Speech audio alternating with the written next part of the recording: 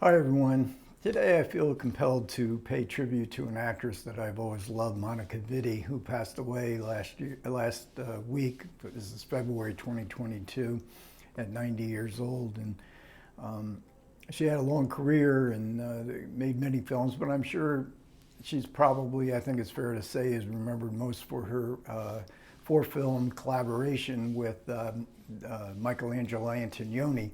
And I always shy away from the muse and the mentor kind of aspect to these director actresses relationship, because this really is a collaboration, those four films.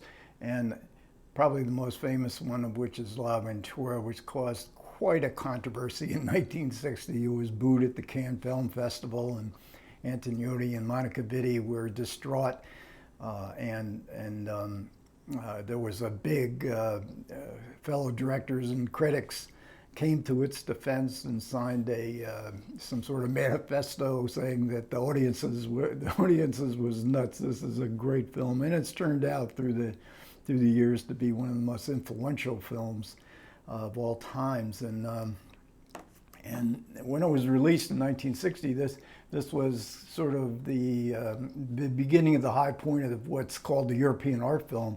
And when I was in college in the late 60s, having familiarity with the European art films was was sort of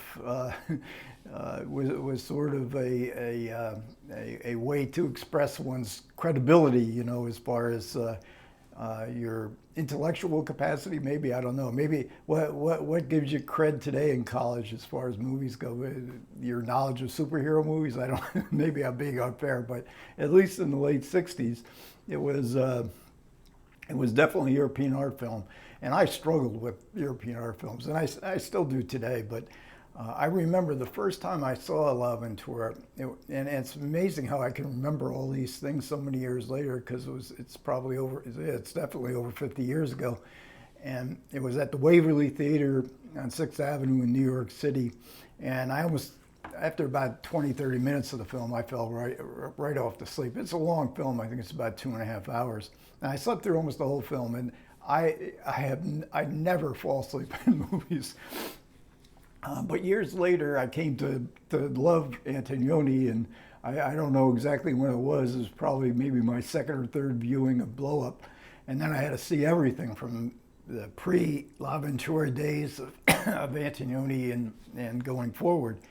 And what's really ironic about my experience with La Ventura and, and tangentially Monica Vitti, is that later on in life, I think this is the DVD. This is available on Criterion and a Blu-ray as well. Also playing on the Criterion channel and very watchable print. What was ironic for me is that it gained real significance, real importance to my life later on. And the story is basically a group of wealthy vacationers on a yacht. They stop off at some uninhabited island in the Mediterranean off the coast of Greece. And one of the women in this group suddenly disappears, and there's no place to go. And they go on a search for her. It's mostly rock. They can't find her. They have no idea what has happened to her. It's a total mystery to them, and they don't believe that she's capable of committing suicide. So they go back. They inform the authorities. They go on a search for her. They can't find her, and then they get somebody to notify the authorities. They don't know what's happened to her. Everybody kind of assumes it must be suicide, but there's other clues, very vague, kind of superficial clues. So when they get back to the mainland, Monica Vitti, playing this lost woman's best friend, she teams up with the woman, the lost woman's, the woman who's disappeared, fiance, and they decide themselves to go on a journey and to try to discover if they can find out what has happened to Anna, the woman who has disappeared, with what meager clues they have. And then as the road trip develops, they gradually begin, and this is set in Sicily, so we have great landscapes. Antonioni is great with landscapes. They come to slowly forget about Anna, and they develop a relationship of their own. And as often is the case in Antonioni movies, the male figure is very weak, especially when it comes to sexual fidelity. The woman is strong, and Monica Vitti is so photogenic and so expressive in her confusion, but also, you know, in the kind of ability to change within the circumstances. And so it's a film that's sort of about the reassurance that every moment in life is important, and you have to move on from those elements of loss. So as I said later on, the movie, I think it was when this DVD first came out, I had an incident in my life, as most people do, where you experienced loss and you struggle to recover from it. And then the movie really meant something to me. And I remember coming home from work every day for 2 weeks maybe.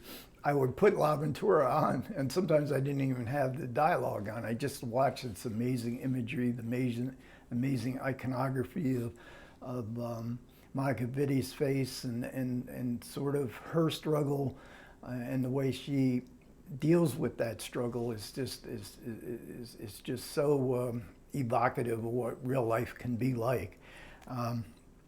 And having said this about L'Avventura, I would have to say that L'Eclisse, I think you say it in Italian, which I'll refer to as the Eclipse, which is the third movie that Antonioni and Monica Vitti made together, is really her signature role. I mean, that movie is just not all Monica Vitti, because Alain Delon is the co-star.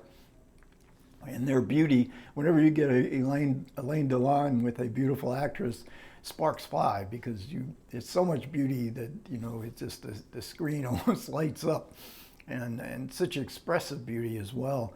And you get to see all of Monica Vitti's moods in the Eclipse. And as with L'Avventura, you get a perverse ending.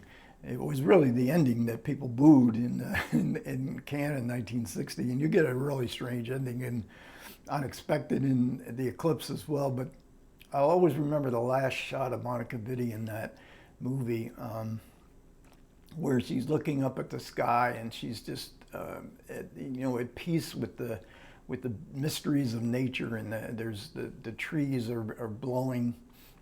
Gusts of wind blowing through the trees, her hair is blowing in the wind, and she turns around, she looks up at the sky with absolute luminous expression. One of the great moments in the cinema, as far as I'm concerned, at least. And then she made Red Desert with Antonioni, and then she basically became a comedy star in Italian movies, and especially with Alberto Sordi, none of which of these movies I've ever seen. I would love to see them, because I'm a great admirer of Alberto Sordi. He was a huge star in Italy. But she also made Modesty Blaise with Joe Losey, which is a movie I want to revisit. And she made a couple of really significant films with Ettore Scola, who's a longtime screenwriter and then became a director. And in 1970, she made a film called Pizza Triangle with Marcello Mastroianni and Giancarlo Giannini. I don't think that, I saw it in 1970. In fact, that was my reviewing days when I was in college, and that was in my top 10 list. And despite the star power of that film, I don't think it's ever been out on, it's probably been out on DVD, but I think it's a hard film to find, at least here in the US. So that's my tribute to Monica Vitti. Again, she's one of those actresses that is just so, it's such a powerful image for me personally, and I think probably for a whole lot of film goers. Okay, thanks a lot for everybody who managed to listen. I appreciate it. Comments are welcome. Take care.